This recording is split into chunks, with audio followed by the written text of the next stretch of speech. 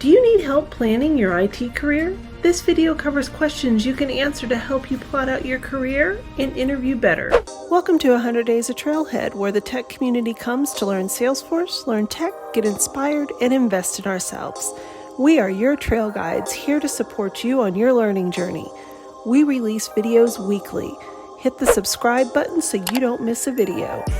In the description below, you can find links for everything we mention in this video, as well as books and resources we found useful. Visit our blog, 100daysoftrailhead.com, for other helpful Salesforce and tech content. There are many ways to approach your IT career. How do you know you're pursuing the right career opportunities with the right organization for yourself? Do you know how to best interview for your career to make yourself stand out? In this video, Skye Tyler outlines what to consider when planning your career and choosing organizations to work with on your career journey. Skye Tyler is a senior consultant with Exponent Partners and is passionate about helping nonprofits use Salesforce to meet their missions. Hello, everybody, and welcome to 100 Days of Trailhead, Top 5 Career Planning Questions. I'm going to share my screen so that y'all can have the notes available as we're talking, but I'm super excited to be here with you today to talk about one of my favorite topics, which is career planning. My name is Skye Tyler. I'm a senior consultant at Exponent Partners, and I've been working in the Salesforce space for over 6 years.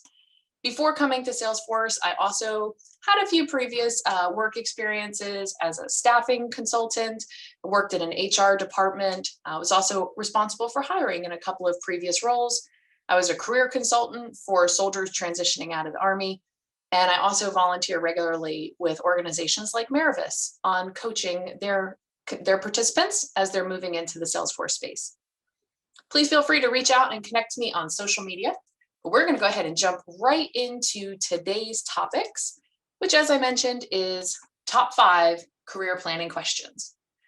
So we're going to go through each of these in a little bit more detail, but the very high level, we're going to talk about what are my non-negotiables, why am I interested in this job or field or career path, what do I bring to the party, where do I want to be in 3 to 5 years, and who do I know?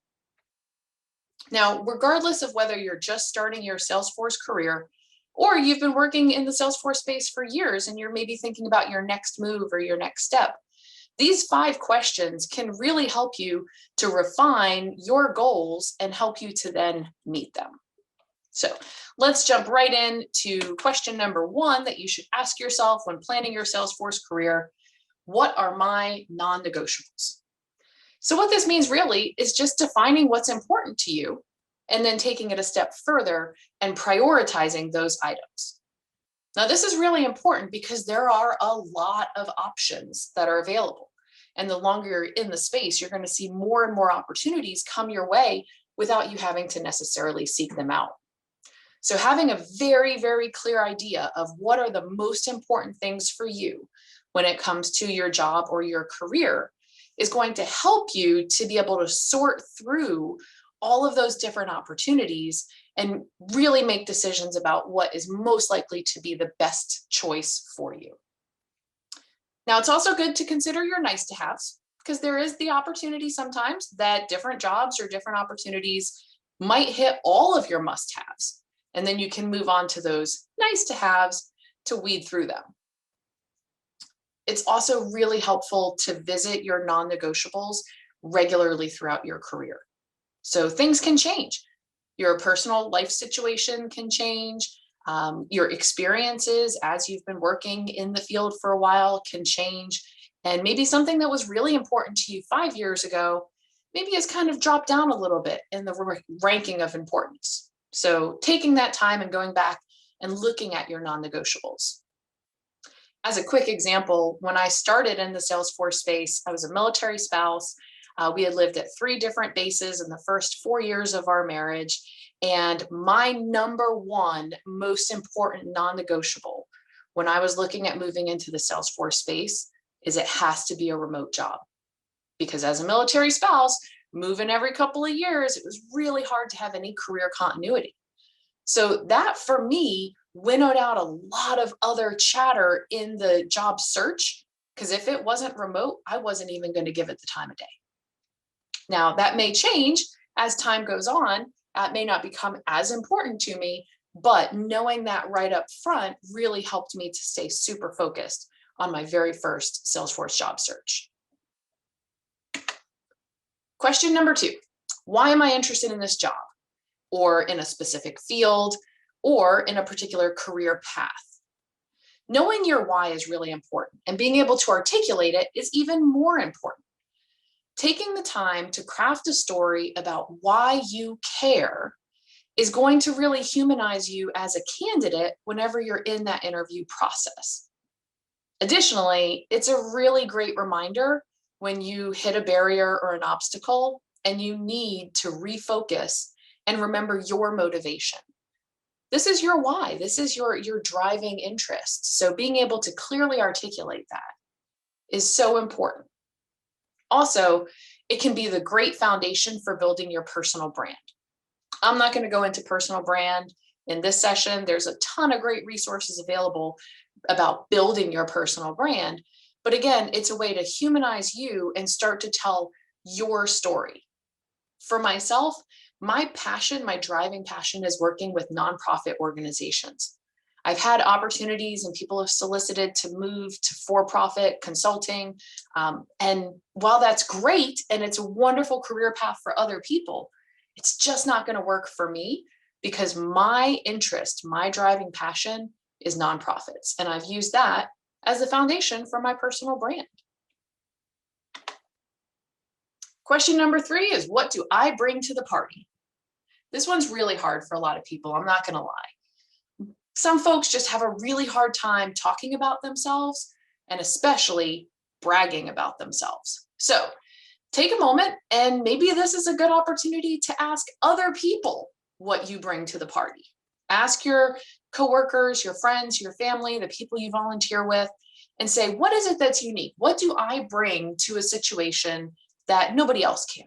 What are my unique perspectives and skills that only I can bring to the table? And then once people have told you that, put it back in your own words so it feels natural when you're communicating it. Once you've really identified what it is that's unique and special about you, your past, your education, your previous work experiences, then you can start to turn that into a story about how you personally can help that company or that organization to solve their problems. Additionally, knowing what you bring to the party can help you to continue to build on your story and your brand. Question number 4, where do I want to be in 5 years? Now, I will say, this one's really challenging for folks that are just starting off in the Salesforce space because it can feel really overwhelming. There are so many different options, so many companies and roles and positions and titles and certifications, and how do I even start to think about where I want to be in 5 years? And the good news is you don't have to have a needle focus. You don't have to say, I want to work for company A with title B, earning C, and doing D. It doesn't have to be that specific. But having a general idea of where you want to see yourself in 5 years is going to make those intermediary steps a lot easier for you to make.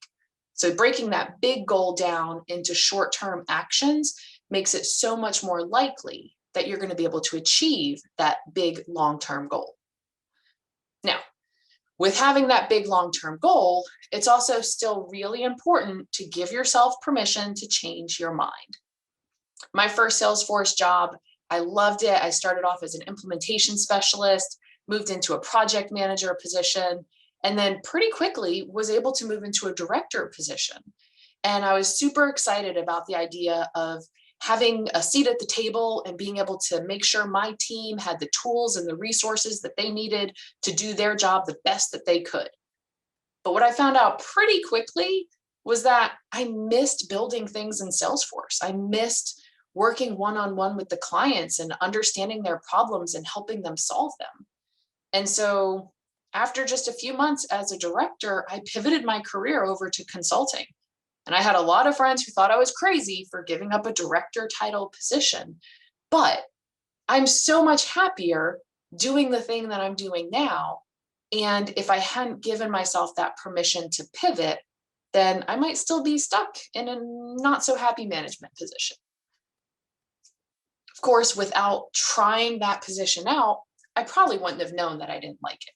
So having that long-term goal, again, gives you the opportunity to try new experiences and then reframe that direction as you learn new things. All right, we're moving on to question 5 that you should be asking yourself, and this one's my favorite. Who do I know? Now, I'm a pretty outgoing, extroverted person.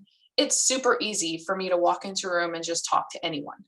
I acknowledge that not everyone's like that, and it can be very uncomfortable for some people to reach out and ask for favors or connections or questions. So for those folks who are introverted and just really struggle with this, trust me, it will pay off in the long run, not just in the job search, but also just building your network of people who are there to support and encourage you along the way. One of the easiest ways to do this is to start with people you already know or are already connected to and ask them for introductions to someone who's in their network. So instead of it feeling like a cold call outreach, you've got that connection, that common interest of another person. It's a great way to grow your network. Once you've had that initial introduction, ask for a virtual coffee. One of the best things that has come out of this pandemic is that so many more people are comfortable and used to meeting virtually instead of it always having to be face-to-face. And so it's completely possible for a job searcher on the East Coast to have a virtual coffee with someone on the West Coast, and nobody has to hop on a plane. This is especially helpful when you're looking at interviewing somewhere and you don't know anyone who works there currently. Ask for an introduction from an additional or someone you already know, and then have a virtual coffee with them. Ask them about the organization. Now, please be respectful of their time by having your questions ready in advance.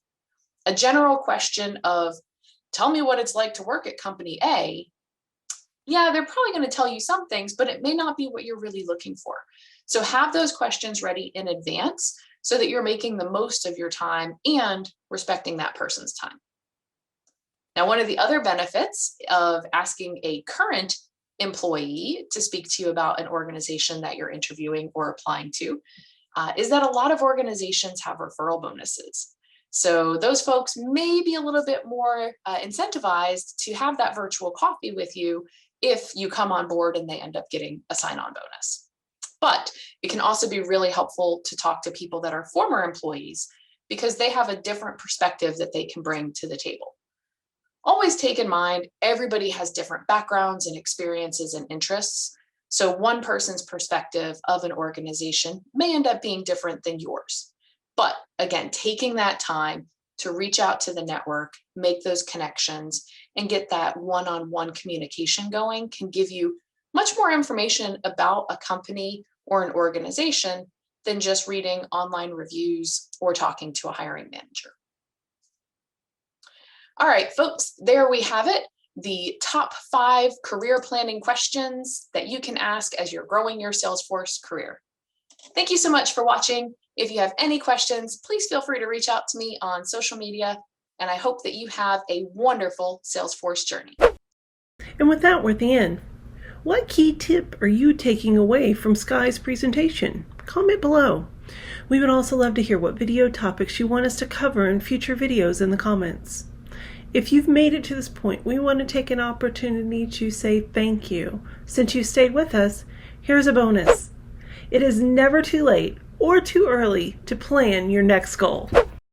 Thank you for spending time with us. Please like and subscribe to our channel because we share weekly content to support your tech and Salesforce learning journey. Don't forget to hit the notification bell so you don't miss a new video. We also handpick these videos which we recommend you watch next. Connect with us on Instagram, Twitter, Facebook, and on 100daysoftrailhead.com, all of which are listed below. Thank you for learning with us, and we'll see you back tomorrow.